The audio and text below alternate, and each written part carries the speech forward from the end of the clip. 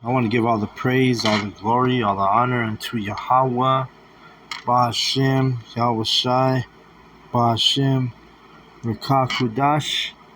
Double honors goes out to the elder apostles of Great Millstone for teaching me the truth. Also want to acknowledge all the Akyam who are pushing the truth with sincerity throughout the four corners of the earth. And Shalom to the elect. Alright, I'm going to go in on First Maccabees, the second chapter. Alright, and this is, kind of a part 3, I guess you could say, to the last two lessons I did. The last two lessons I did were going in Maccabees 1 and basically how our people were being Hellenized by the Greeks, and the Greeks forcing their strange laws on us, literally Hellenizing us. So that's, like the same thing as, having that heavy influence on our people, So we're about to read about the Maccabees, right? The Maccabees basically were a rebellious group, rebellious in a good way, because they were rebelling against the Edomites that were trying to oppress our people. So let's read it. In those days arose Mattathias, the son of John, the son of Simeon, a priest of the sons of Jorib from Jerusalem, and dwelt in Modin. All right, and I looked up that Modin place in the past. It's northeast of Jerusalem. He had 5 sons: Johanan, called Cadiz, Simon called Thasi, Judas, who was called Maccabeus, Eleazar called Avaran, and Jonathan, whose surname was Aphus. And when he saw the blasphemies that were committed in Judah and Jerusalem, he said, "Woe is me! Wherefore was I born to see this misery of my people and of the holy city, and to dwell there, when it was delivered into the hand of the enemy, and the sanctuary into the hand of the strangers." All right? So that's the mindset we have now that we've come back into remembrance about who we are and who our true power is, right? We look around at all the state of our people, and we're, this is how you're supposed to feel, man. You're supposed to be mourning. You're supposed to be upset. It's supposed to be vexed when you see the state of our people. And that's what he said. He said, "Woe is me," when he saw the misery of his people. He saw the sanctuary polluted. He saw the enemies had been, our people were given into the hand of the enemy. And nowadays, our people want to dwell with the enemy. Our people want to make covenants with the enemy. Our people they don't even know they have an enemy. You see? Verse 8, her temple is become as a man without glory. You hear that? That's what Mattathias, he was saying, this is a shame. Shame to see our people. It's like a man without glory. See? Verse 9. Her glorious vessels are carried away into captivity. Talking about the men. And her infants are slain in the streets, and her young men with the sword of the enemy. Right? What nation hath not part in her kingdom and gotten of her spoils? Right? Because all the nations have had their hand at us. They've gotten. We've been a spoiled nation, as in, the other nations have taken our taken us as spoils, right? Was is like a casualty of war. Verse 11. All her ornaments are taken away. A free woman, she become a bondslave, right? Our women became slaves. being ruled over by the enemy, being ruled over by the heathen. Verse 12, and behold, our sanctuary, even our beauty and our glory is laid waste, and the Gentiles have profaned it. Okay, and the sanctuary, meaning the temples, meaning Jerusalem, and that land is still profaned. You got heathen living in our land.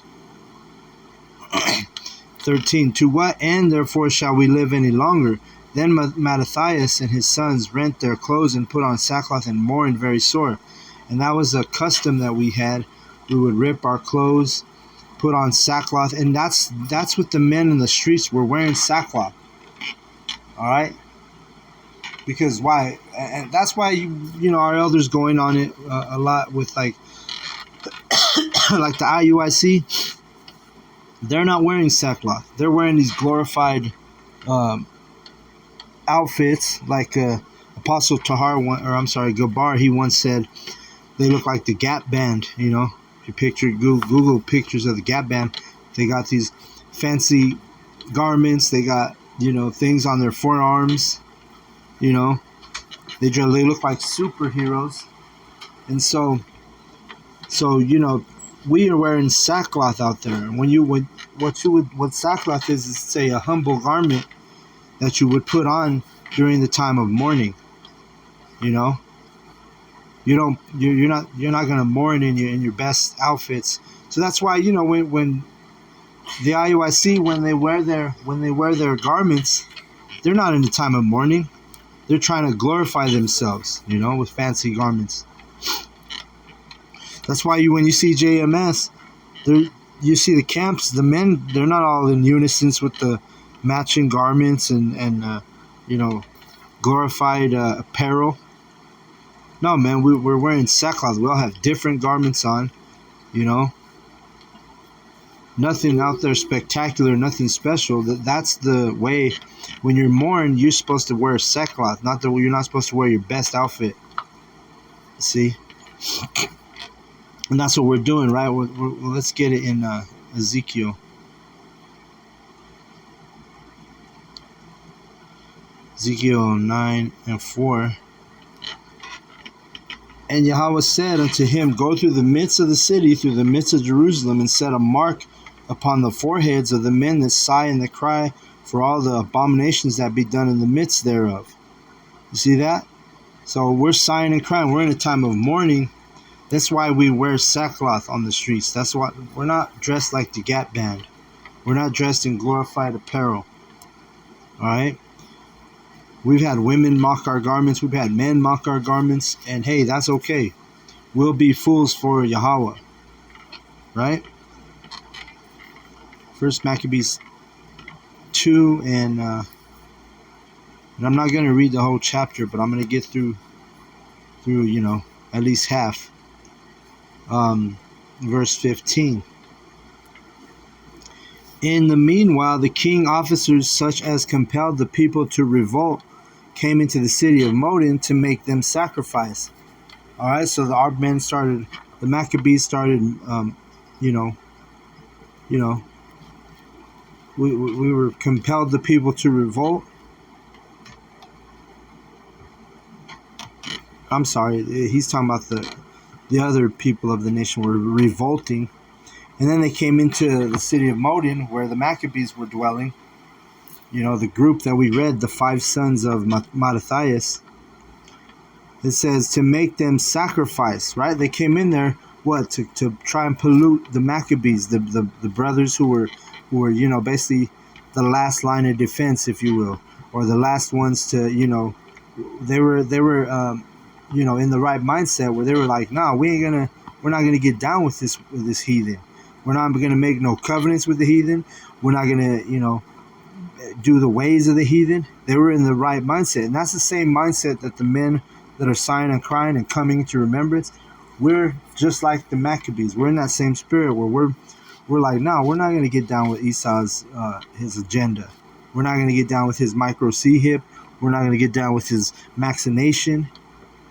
His jump shot, his ouchie Fauci. We're not going to do all that.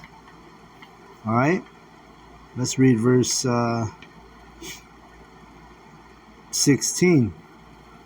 And when many of Israel came into them, Mattathias also and his sons came together. Then answered the king's officers and said to Mattathias on the wise, Thou art a ruler and an honorable and great man in this city, and strengthened with sons and brethren.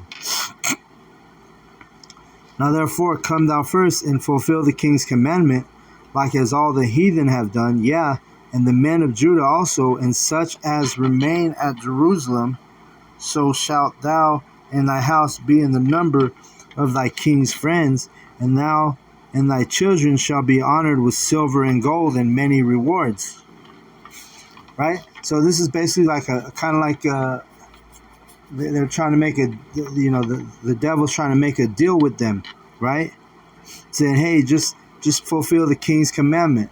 But what do? We do the commandments of Yahweh B'Shem Yahushai, not the commandments of men. All right? That's the difference between an elect spirit and a two-thirds spirit, a wicked spirit, right? We're going to fulfill the commandment of Yahweh B'Shem Yahushai, not the commandments of men.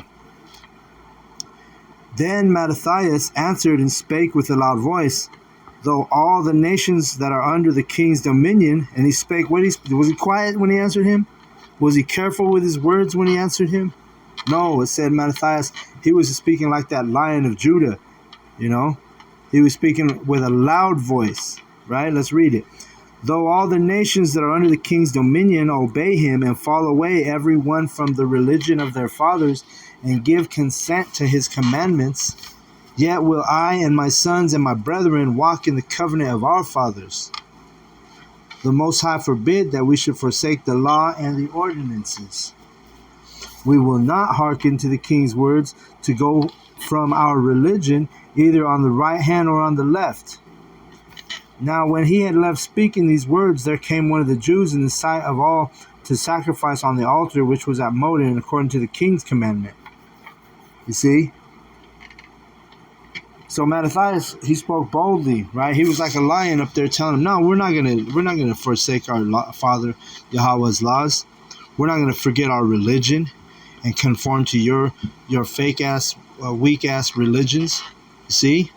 And this is the same thing the men in this truth and this knowledge, this is what we're doing right now. We're throwing up that big old middle finger to Esau Edom, saying fuck you, and if you want to be down with Esau Edom, then fuck you too. You see, that's the spirit that we're in, right? It's a spirit of mourning, but if we have to die for this knowledge, this truth, then so be it. You see? Oh shit.